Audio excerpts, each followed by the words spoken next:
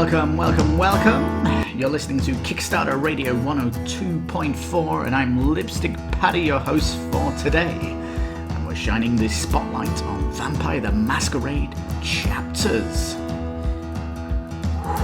Let me get this out of the way. This game blew me away. Oh my goodness.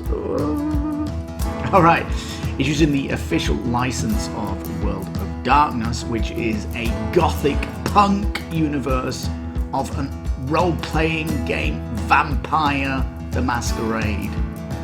Yes, it's version 5, which is the latest modern update, and it does take into account of technological developments in the modern age, as it were, classing themselves as an RPG in a box, less miniature, more story, and it is going to be part of the official canon of the World of Darkness, and simply branching story paths like no other game.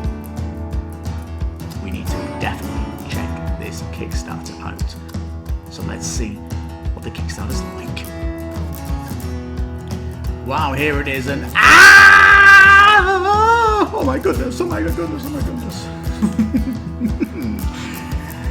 Luciano, you scare me every time. You should cover your mouth when you're yawning.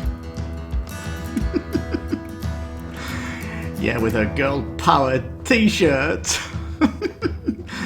Let me just go to the rulebook that you can get from this page. Luciana Ricci. She's a Nosferatu type of vampire.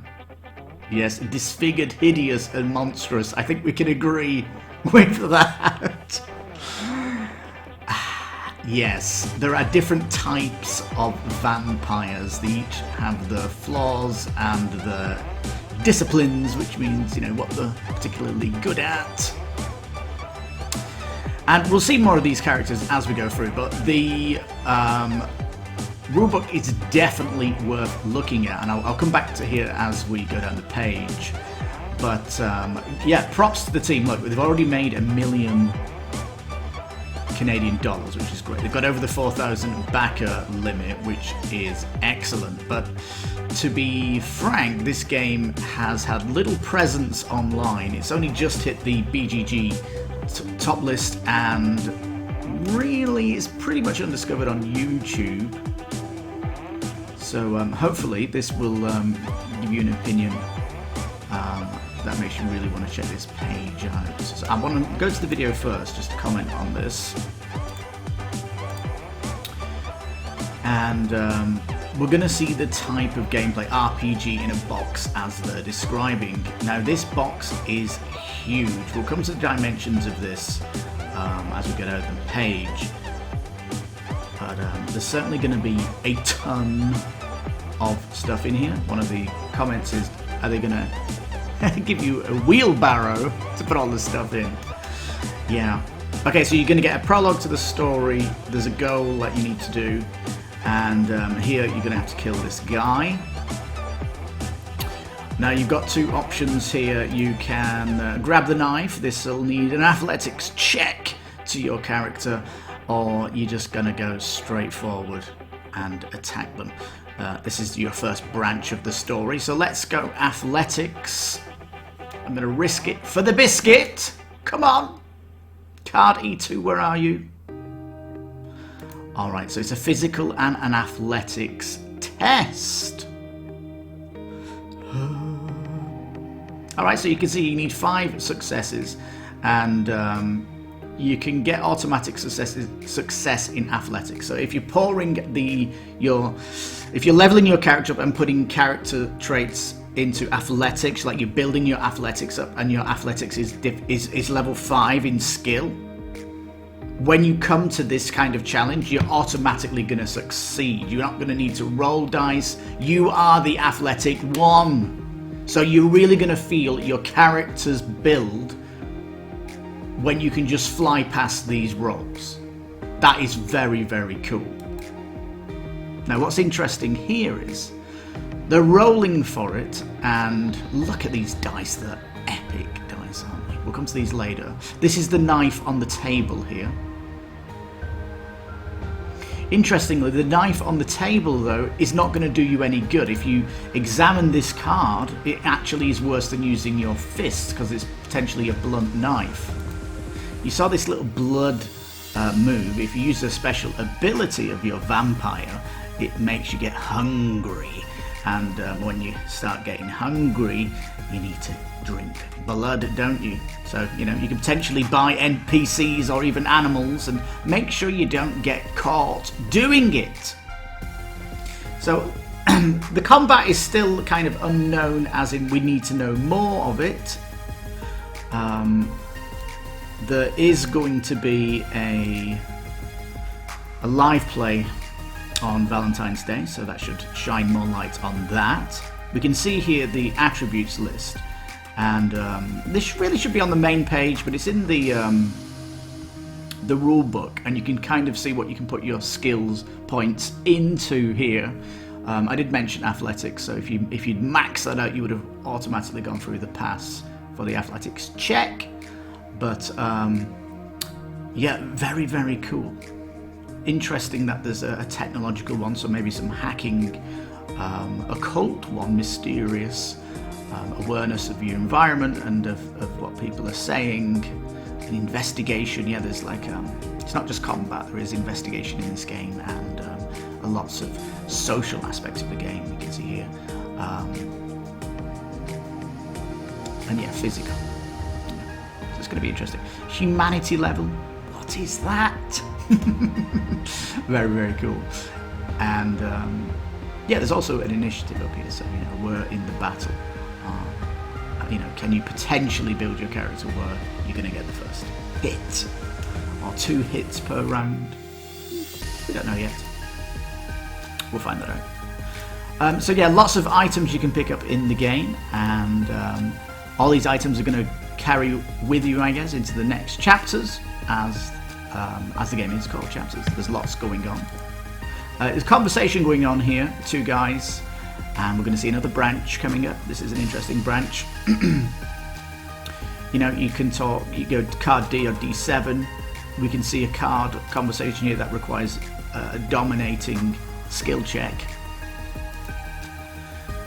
And what's interesting here is that if you fail the check, you know, it's not the end of the world. It's actually part of the story that your character failed to in this case, dominate them. So it's not necessarily, oh, I'm going to replay this because I messed it up. It's no. This is all part of the intended story that your character's messing this up. So yeah, it's an RPG where your mistakes actually are important too. Yep, so you're going to get a conclusion, and most of the things that you do are going to branch with you going on through the story. Now, what's interesting is that there's 30 minutes per player per scenario. So if it's 2 players, it's just an hour, which sounds perfect, doesn't it? Like a lot of these adventure games, they're taking 2 to 3 hours. And it's got an 18 rating, although we don't know why it has this. You know, does it have themes of sexual nature? Or is it a case of violence? You know, we don't specifically know what this is. Not yet, at least. 40 immersive branching scenarios. Now, you can get this campaign in fully translated in French and Spanish, which is very, very cool. I do understand they're going to unlock another language when they hit 6,000 backers, which will be a great achievement if they do. So these are the Kickstarter exclusives. If you only backing for $2 or Canadian dollars here, you're not going to get these. Don't worry, you'll get the standees of these, but you're not going to get these minutes. I don't know if they're going to be part of the pledge manager. They've not said yet, but I guess it's going to be common sense that they're going to put it in as an additional fee. This guy here, the Sabbat priest, looks epic. Check that out. The artwork in this game is unbelievable. And this guy, Mr. Damp, he's from Bloodlines 2, the upcoming computer game, which is, again, another part of the lore, and they're all sharing the same stories, just in different cities, and they may be talking about what's going on in Montreal in the video game, as it is part of the canon. Let's go down. So this box, 35 centimeters square. That is roughly your keyboard, right? From your escape key to your arrow keys. Or is it the full keyboard? I don't know. And 24mm is slightly bigger than Mansions of Madness box. Now look at this, 40 booklets of dialogue. They were originally on cards, but it just got... The branches made it too much of a hassle with cards. So they just made 40 plus booklets. How cool is that? So you have 300 event and investigation cards, double-sided. Very, very cool. These dice really cool. D10s, the perfect dice. D10, we love it. Also, you can see these 2 dots here on the dice. That's like a crit, so that's 2 successes if you do get that one. Clan boons, not sure what that is. 100 NPCs and standees. I don't even think in Mansions of Madness, with all the expansions it does, I don't think it has 100 NPCs in the whole series of the 2nd edition of that. So this is pretty epic. 120 fighting cards just for the NPC. You want to talk about AI and how different they are? These tiles look great. I love the art style in this game. It is so fantastic. 220 skills for your character development. I love it! You know, not just a story with branching characters, but your actual character growth is huge in this game. And these red cards need blood power. You know, you're actually draining your power from your vampire within. You know, super cool. 100 items plus. There's some on the stretch goals at the minute.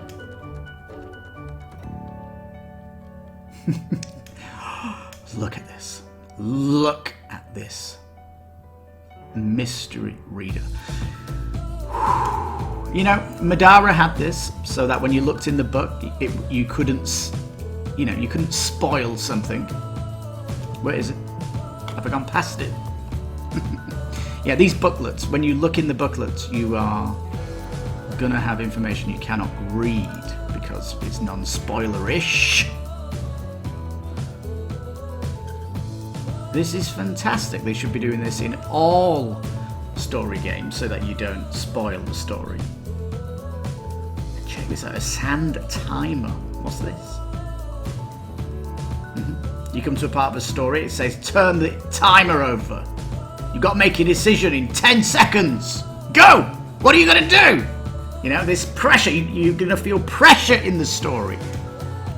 How cool is that? This innovation here should be pushed into more story games. We've got some sealed envelopes here. And yeah, just going back here to these 40 dialogue booklets, you are not guaranteed to visit all these scenarios on your character's play. Some of these booklets will be completely closed off by your choices that you make. The replayability of this is very high.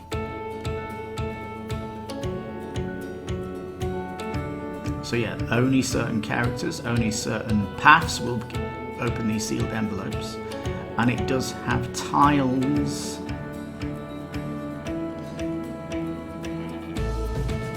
So it's going to open up a new tile. Really, really cool. These 8 minis are the the actual heroes, you might want to say. The vampires that you pick, and you can get these painted. We'll see that below. Different character sheets, obviously, if you're planning to do a lots of replayability. You can see the cards here are cut, so you can put your cubes in there, and you can also slot this sheet to the right of your character. There's the Nosferatu there, looking a bit scary. Now, we don't think this is coming to retail due to the size of the box, the production, and the costs of things, so I guess it's Kickstarter only. And they've said that if it's successful, there will be a Vampire Chapters 2, possibly 3. That's the long-term plan. Yes, Montreal City is the setting, and the fall of the Sabbat, which is basically the vampires in the city, have been cleaned out.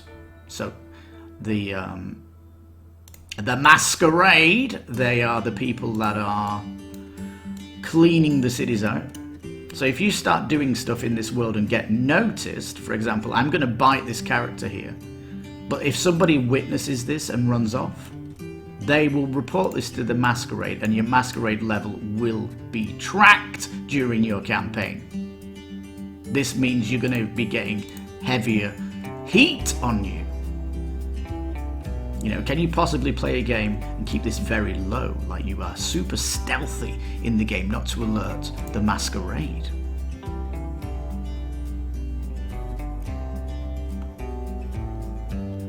Some guards can be charmed, intimidated, punched, avoided, or blackmailed. I love it! Do you use your fists, claws, your fangs? Your guns or your blades? Yeah, how can a claw do more damage than a gun?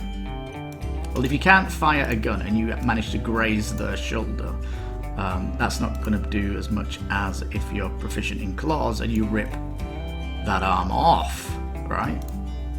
Maybe if you're good at guns, you'll do more damage than a claw because you get a headshot. Depends on your character build. So, you know, none of these is the best option. Depends on your character. Now the pledges. $100 plus. Why are all these epic games $100 plus? Well, you know, that's why they're coming to Kickstarter. There's no retail space for these kind of prices. It's simple as that.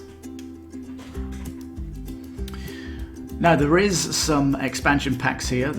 We'll see what they add below, and they have this epic Elder Pledge, which is everything in, including 11 clan dice bags. This is a little bit over the top if you ask me. So if you're playing one of these characters through the whole story, you get your own bag with their own clan that they're from. Which means if I'm solo playing this, I'm going to have 10 bags just sitting in the box. I guess it's not too bad though if you've got 2 play groups on it. You're playing solo yourself and you're playing it with your friends or your family. So, you know, the bags might come into play that way. In fact, we'll see painted minis below. They look stunning. So the expansion packs, they are $25 Canadian, $19. A tile. All right, so you get a tile which double-sided. This is going to be I guess their story, how they come into the story. Each of these characters is written in the chapters. You also get the board, the sheet, and a lot more cards. 30 cards adding. So potentially new items are coming in here, and yeah, I guess the scenarios are going to be unique to this character.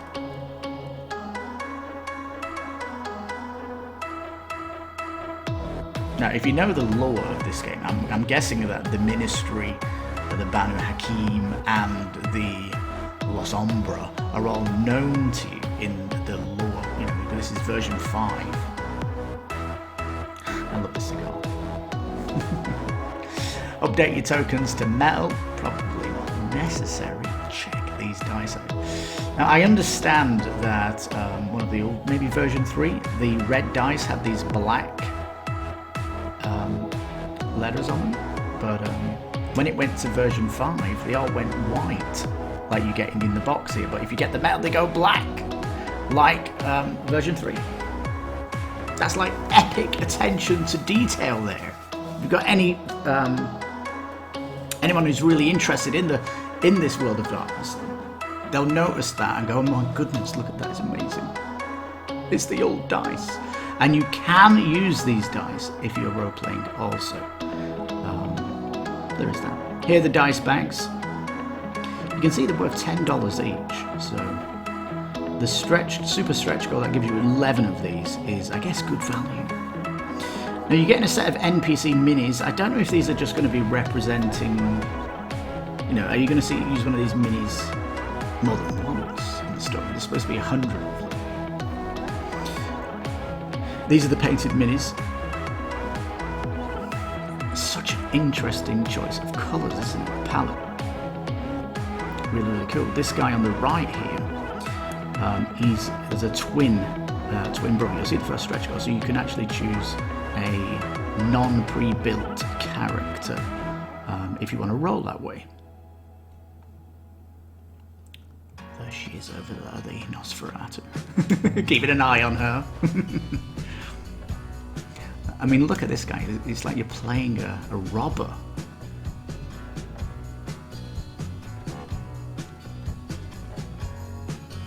Now, this Montreal City map, you're going to be tracking your events through the city, and it says here you're going to get an overview of various clan distributions. So different clans are going to be growing in Montreal as they come back to take the city. This is the twin character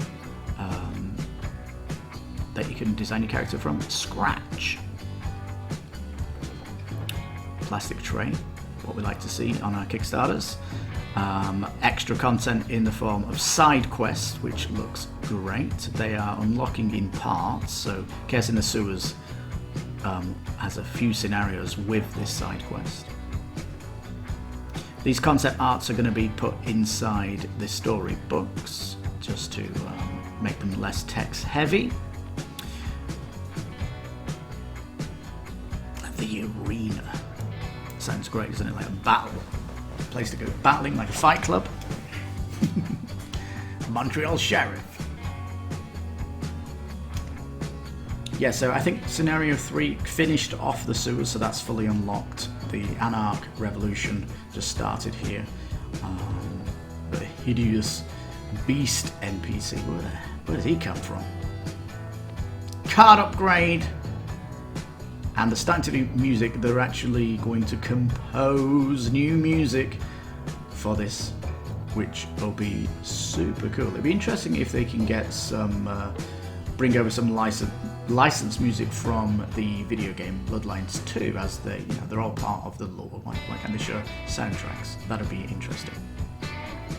Certainly, is the soundtracks going to last for an hour or the 2 hours that you're playing?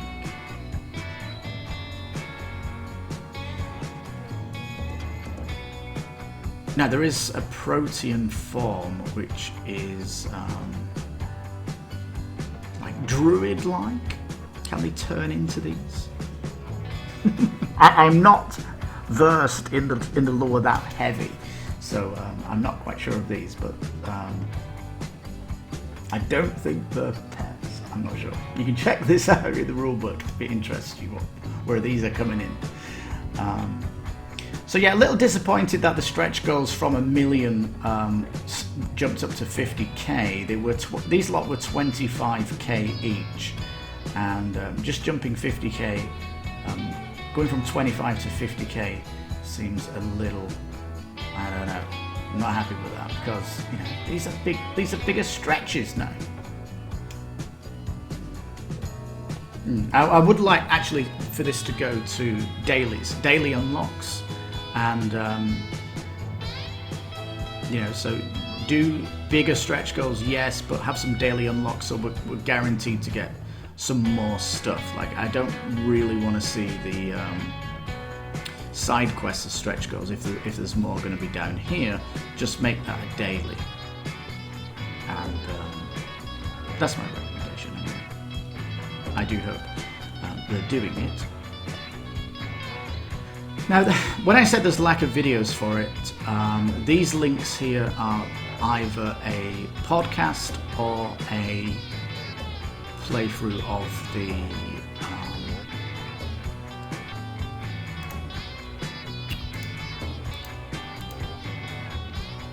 what's it called?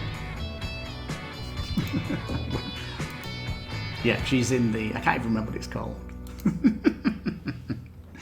There's a thing on Steam that you can play board games digitally, and there is 2 digital things that you can play of the game already if you want to test it out. So these previews are still coming soon. These are probably going to be videos from these guys, and but the French have got videos anyway.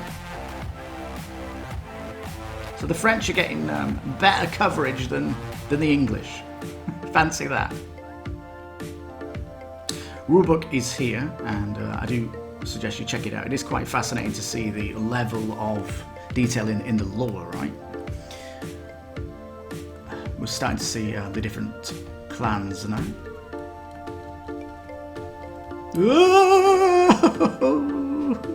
Cover your mouth when you're yawning, Luciana. You're gonna scare everybody. Don't worry, she has good perfume. She smells nice, at least. Here's one of the twins. I love his retro hair. I don't know if that's a Montreal thing, as it's supposed to be modern day. Is it other people walking around like that? This is looking a bit more of the punk style.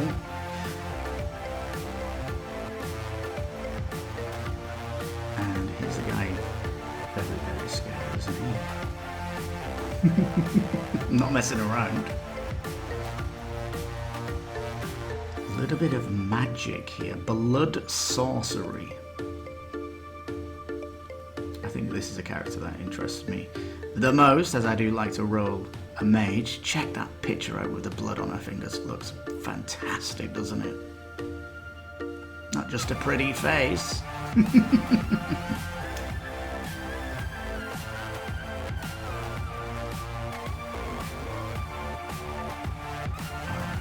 Check out this in your time. Lots of information here, and also in the that you can find out. Mr. Damp here coming over. Very good. Now these are the expansion guys, right? And if you do buy these, they will come painted if you go for the painted option. Just want to add that. There's a character guide here, which is basically answer some questions to. It's actually like a little quiz with kind of a little bit of fun. So you can check out what the writing is. Yeah, here it is, Tabletopia. I couldn't remember. You can play one of the prologue scenarios of each of these characters. I think one is combat and the other one is conversation. Again, there's going to be a video on Valentine's Day of on the combat.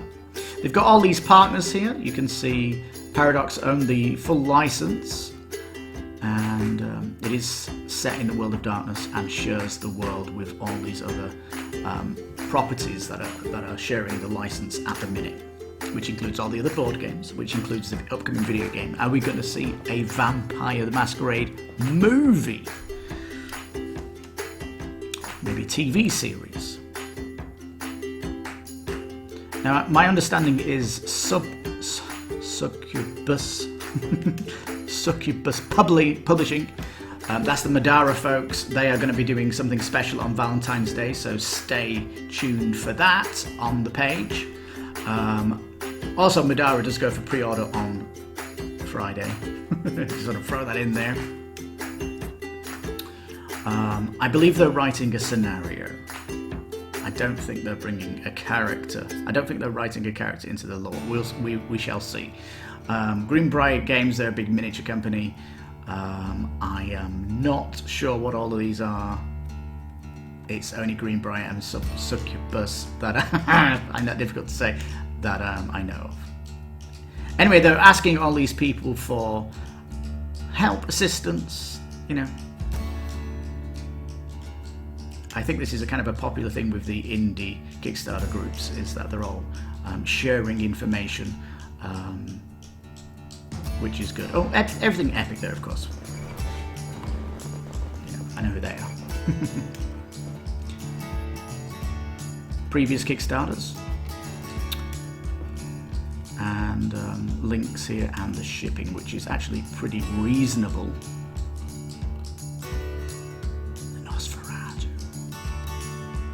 Right, check out Luciana's skirts here at the back. You see that kind of diamond etched paint that they did here? That is amazing attention to detail. That skirt puts you at about age 70, love. I just think you're old if you're wearing that kind of long skirt. You know. Yeah, this guy looks cool. You'll see his hand dripping with blood on his trousers. You're gonna have to get that dry cleaned, my friend. They're looking great. If this is what the painted minis come out like, you know, I hope they have some kind of update with the painted minis to really kind of entice people to upgrade, at least during the pledge manager. That'd be very, very cool.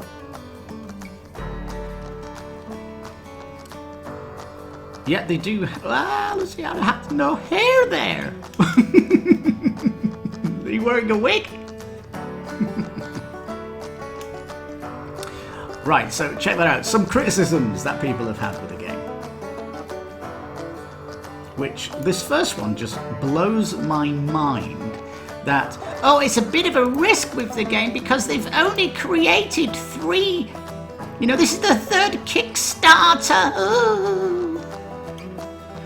Well, the last video I did of Arena the Contest, they've only done 1 Kickstarter, which was Arena the Contest, and got a BGG of 9.2. You know, I think we are in 2020 now. I don't think that companies are that much risky anymore. How can you say that this game is risky? You know, just looking at this. Looking at the project gives you an indication of what is planned here. That blows my mind. The other thing is the combat and the multiplayer. How's that going to work? We're going to see that on Valentine's Day. I just want to mention the FAQ because lots of these games need FAQs, and you'll see here the extended FAQ. We're going to look at it here. It's me! Yes, I wrote this for the team. I'm just a fan, by the way. And I want to use this as an example of why this is helpful for the community. This can actually help people back the project. Now, this is the Friday event. You know, it's on the FAQ, it's a little bit more meat on the bone. And this first link here, which is from a Kickstarter update, let me just link this. If you only can put one, you know, if you can only listen to one thing, like you've not got time to check out lots of things, this is it. This Utility Muffin Labs Part 2. If you listen to the whole of that, it will give you the complete picture of what this game is going to be. And wow. Instaback, here's my credit card, see you later. Now you notice that this game only has 2,000 comments, right? But in those comments, tons of questions. Tons of questions. You'll see here, questions what you're getting in the main box. Questions on the pledge levels. Gameplay questions. Lore questions. How cool is this? Is there a way to find out about the lore? Hell yeah. This one here is the history from V1 to V5.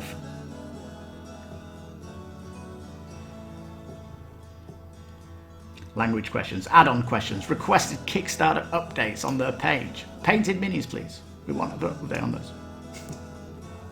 I don't think this is actually a request. Not yet. And yes, possible stretch goals. Look at this. A playable Hisata, specifically Nagaraha. What's that? What is it? Again, these are the pen and paper guys coming into the game. So yeah, this is absolutely incredible project. You can see here a good example of how you can help projects. If you're a day one backer, making a fan, you can see unofficial extended Q&A, which the team have thanked me for, really helps for people to decide on a game. I mean, if you're spending over $100 on a game, you want to make sure you're getting a lot for that money and you can trust that this project is going in a direction you're happy with. Now, I'm certainly all in on the Ancilla pledge, but the mega Elder Box, that will have to wait for the pledge manager. I can, we've got some huge Kickstarters coming along, including Frosthaven in March. I don't even think I need to tell people about Frosthaven. All right, we're coming to the end. Where is the community? Yeah, it is going to be in French and potentially French from the Canadian side. Spain, huge backer presence. They unlock the language. You Germans get a little bit worried in the comments. Don't worry, I think it will get unlocked. So yeah, there you go. That's my thoughts. Well, there it is. Vampire the Masquerade in a nutshell. Another longish video. I hope you enjoy the content this has. I'm Lipstickpaddy, and this, of course, is Kickstarter Radio 102.4. So, thanks for watching. Until next time, you take care. Bye-bye.